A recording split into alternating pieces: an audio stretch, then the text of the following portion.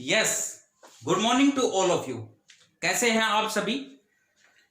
I am doctor Pankaj and Suraj education group welcomes you. आज हम 12th class का एक बहुत ही इंपॉर्टेंट टॉपिक पढ़ने जा रहे हैं जिसका नाम है Meselson and Stahl experiment. Meselson and Stahl scientist ने 1958 में यह प्रूव किया कि डीएनए का जो रेप्लिकेशन होता है वो semi conservative mode of replication होता है। Very very important question of 12th class. Various exams में ये क्वेश्चन पूछा जाता है, डीएनए का रेप्लिकेशन कैसे होता है। मींस डीएनए जब रेप्लिकेट करता है तो वो हाफ ही कंजर्व होता है, 50% कंजर्वेशन देखने को मिलती है। और ये प्रूव किया गया मैसलसन एंड स्टोल एक्सपेरिमेंट्स के थ्रू, जो 1958 में परफॉर्म किया गया था। तो देखिएगा, पहले तो सबसे पहला point, what do you mean by DNA replication? Means when DNA makes its copy, the formation of DNA to DNA, that is known as DNA replication. इस बारे में आप सभी को पता ही है। डीएनए रेप्लिकेशन प्रोकैरियोट्स में कहां होता है, यूकैरियोट्स में कहां होता है। प्रोकैरियोट्स में DNA replication takes place in cytoplasm and in eukaryotes DNA replication takes place in the nucleus. Nucleus में आपको देखने को मिलता।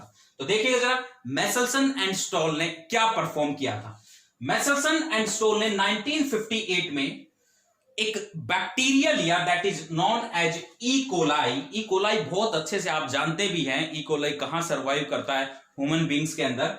So this one is the E coli and this one is the DNA. So they took E coli and now they transfer this bacteria into a heavy medium of nitrogen. It is basically a heavy isotope of nitrogen, that is N15. Always be remember that the atomic mass of nitrogen is basically N14. So N14 is the major form of nitrogen. Always be remember that. But N15 is basically used for the experimental purpose. Experimental purpose के लिए use किया जाता है heavy isotopic form. It is not a radioactive form of nitrogen. Always be remember that. And how we can distinguish N15 and N14, वो हम आज ही पढ़ने वाले हैं कि आप N14 N15 को कैसे डिस्टिंग्विश कर सकते हैं। सो उन्होंने क्या किया, ई कोलाई लिया बैक्टीरिया, ई कोलाई को ट्रांसफर किया in a heavy isotope of nitrogen, that is N15। So ये देखिए, ई कोलाई बैक्टीरिया, ये मैंने बनाया मीडियम N15। ई कोलाई को इन्होंने मीडियम में ट्रांसफर किया, N15 के मीडियम। नाउ और सेवरल जनरेशन तक किया था। Always be remember that they grew E coli in a heavy isotope of nitrogen, that is N15 for several generation. That is one of the most important point.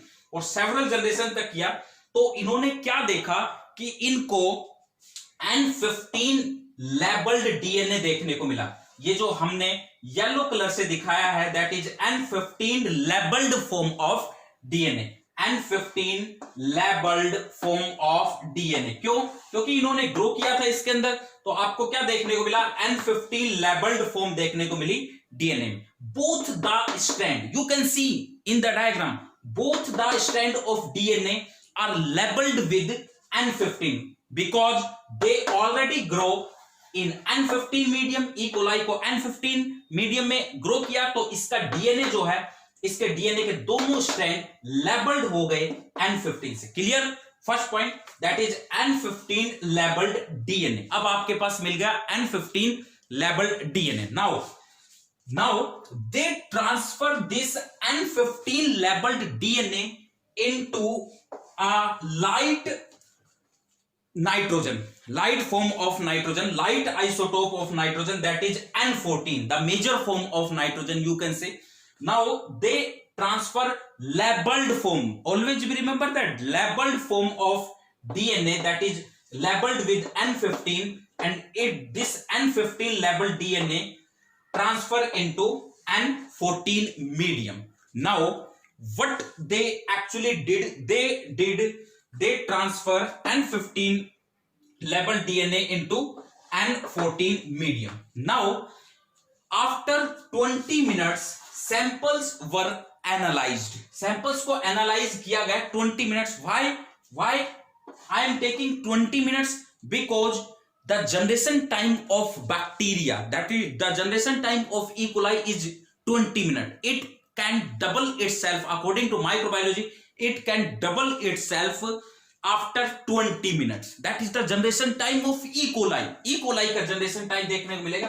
So first sample were analyzed after 20 minutes. Each 20 minutes में हमें results को analysis करना होगा according to Masselson and Stoll experiment. So now after 20 minutes results were analyzed और results में आपको क्या देखने को मिला? आपको hybrid form of DNA की नजर आई. Hybrid form of DNA. Hybrid form of DNA. So they after 20 minutes they actually observed the hybrid form of DNA.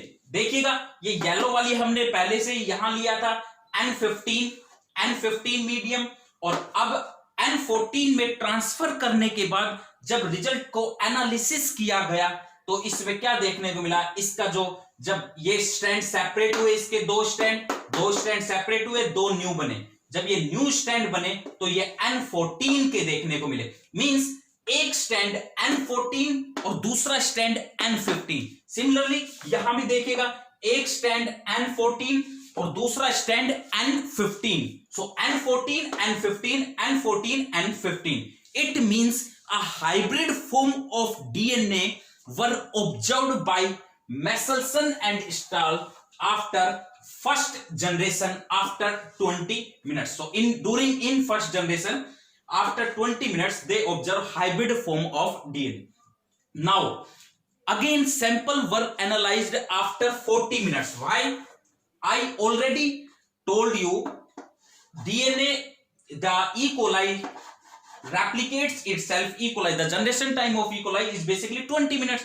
So हमने 20 minutes और ऐड किया यहाँ. So 40 minutes के बाद जब हमने सैंपल को एनालिसिस किया तो देखिएगा आपने चारों स्ट्रैंड को 1 से 2, 2 से 4, 4 से 8, 8 से 16 इस तरह से जनरेशन वाइज जनरेशन आपको कैलकुलेशन करना है.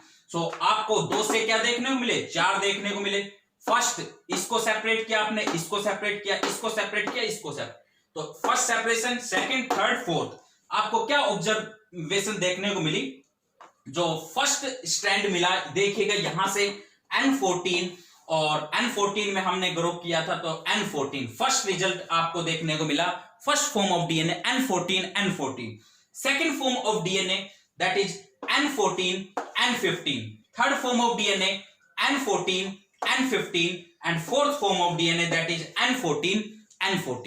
It means DNA आपको किस रेशियो में देखने को मिला? 1:1 रेशियो में आपको देखने को मिला.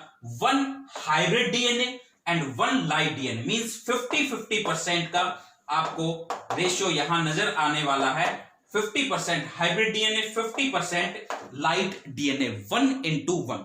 Now question arise, how can you separate the N14 into N15? You can separate the N14 into N15 by a most important method that is known as centrifugation. Centrifuge का मोलिकुलर बायो में बहुत बड़ा role रहता है, इस बारे में ध्यान रखना. So with the help of centrifugation आपने क्या किया? आपने सेंट्रीफ्यूज किया. सेंट्रीफ्यूज आप जब करेंगे किसी चीज को तो नीचे की साइड में आपको पैलेट्स नजर आएंगे, ऊपर आपको सुपरनेटेंट नजर आएगा. इट मींस जो हैविड on the basis of density we took CaCl, we took a salt that is CaCl, cesium chloride. It is a water soluble heavy salt. So basically it separates the various form of DNA on the basis of its density. Densities के base पर ये separate करता है CaCl. सो इस वजह से हम CaCl use करते हैं. CaCl को यूज किया गया तो ये पाया गया कि जो हैवी आइसोटोपिक फॉर्म है, हैवी आइसोटोप, उसका जब बैंड बनता है तो हैवी आइसोटोप का बैंड नीचे की साइड में आपको देखने को मिलेगा, बॉटम एंड की तरफ नजर आएगा जब हम एक सेंट्रीफ्यूज ट्यूब को एनालिसिस करेंगे. पैलेट की साइड में नजर आने वाला है. जो लाइट डीएनए है दैट इज N14, उसका बैंड आपको away from the bottom, bottom से अवे नजर आने वाला है। ट्यूब, ये जो सेंट्रीफ्यूज ट्यूब है उसके एंड की तरफ आपको नजर आने वाला है, यहां आपको नजर आने वाला N14। और the most important point that is the hybrid form of DNA, hybrid DNA का band, obviously hybrid form of DNA का बैंड बनेगा between N14 and N15. So this one is the, suppose this one is N14, this one is N15, तो इन दोनों के बीच में आपको नजर आने वाला है N14, N15 means hybrid form of DNA. इस सारे एक्सपेरिमेंट्स के एनालिसिस के बाद फाइनली कंक्लूजन ये निकला कि डीएनए का जो रेप्लिकेशन होता है वो semi conservative mode of replication होता है। हाफ कंजर्वेशन देखने को मिलती है जब भी डीएनए रेप्लिकेट करता है। अब एक क्वेश्चन जैसे एनसीईआरटी ने भी पूछा है, 20 मिनट्स के बाद 1 से 2 डीएनए बने, आपने रिजल्ट्स को एनालिसिस किया, hybrid DNA, all are basically hybrid form of DNA. इसके बाद आपने रिजल्ट को एनालिसिस किया, आफ्टर 40 मिनट्स 2 से 4 आपको नजर आए, 2 से 4 आपको नजर आए, जिसमें 1:1 रेशियो देखने को मिला। Can you calculate what will be the ratio observed of hybrid DNA and light DNA after 60 minutes? After 60 minutes, can you calculate the ratio? What will be the ratio observed after 60 minutes and after 80 minutes? किस form में ratio आपको नजर आने वाला है after 60 minute और after 80 minute? ये आप लोगों के लिए क्वेश्चन है मेरी तरफ से, मैंने एक्सपेरिमेंट्स आपको समझा दिया है। क्या वो रेशियो 1:1 नजर आने वाला है, क्या वो रेशियो 1:2 नजर आने वाला है, या फिर 1:3 नजर आने वाला है, या फिर 1:4 नजर आने वाला है, 1:5, 6, 7, 1:15, 1:16 आपको कब नजर आने वाला है, 1:15 कब नजर आने वाला है, 1:7 कब नजर आने वाला है। सो ये आपको अभी घर पर अपने सेल्फ ऑब्जर्व करना है कि what will be the ratio observe after 60 minute, after 80 minute and so more. So this one is the Michelson and Stoll experiment.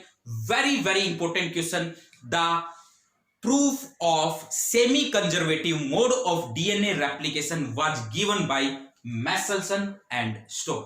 So बने रहिए हमारी YouTube चैनल सूरज एजुकेशन ग्रुप पर। सूरज एजुकेशन ग्रुप हमेशा हर वक्त आप लोगों के साथ है, कैसी भी सिचुएशन है आप लोगों के साथ सूरज एजुकेशन ग्रुप है। आप किसी भी टॉपिक का नाम बताइएगा, उसी का ही आपको वीडियो लेक्चर देखने को मिलेगा। Have a nice day, thank you, bye.